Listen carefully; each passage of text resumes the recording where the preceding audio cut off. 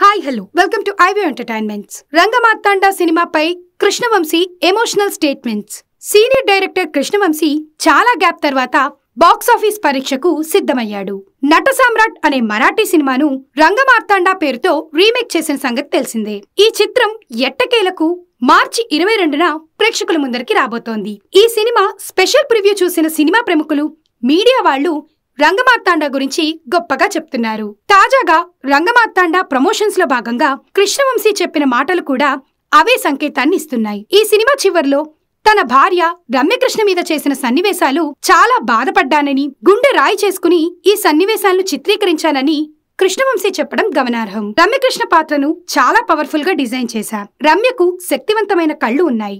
అరుపులు, కేకలు లేకుండా కన్నీళ్లతోనే నటించాలని చెప్పగా ఆమె ఈ పాత్ర ఒప్పుకుంది. తన మేకప్, హెయిర్ స్టైల్ తనే సెట్ చేసుకుంది. తనెప్పుడు ఒక విజన్ తోనే ముందుకు వెళ్లేది. ఈ సినిమా చివరి చాప్టర్ లో తన మీద సన్నివేశాలు తీయడానికి చచ్చిపోయాను. దాదాపు 36 గంటల పాటు ఈ సన్నివేశాలు చిత్రీకరించాను. అప్పుడు నాకు సెంటిమెంట్ అడ్డొచ్చింది. కానీ తప్పదు కదా, షూట్ చేస్తుంటే కళ్ల వెంబడ నీళ్లు కారుతూనే ఉన్నాయి. ఆ రాత్రి నేను సరిగ్గా నిద్రపోలేదు. ఒక రకంగా చెప్పాలంటే గుండె రాయి చేసుకుని షూట్ చేశా అని చెప్తూ కృష్ణవంశీ కన్నీళ్లు పెట్టుకోవడం గమనార్హం. కృష్ణవంశీ మాటల్ని బట్టి చూస్తే రమ్యకృష్ణ చనిపోయే సన్నివేశం అయి ఉండవచ్చని భావిస్తున్నారు. రంగమార్తాండలో ప్రకాష్ రాజుకు భార్యగా రమ్యకృష్ణ నటించారు.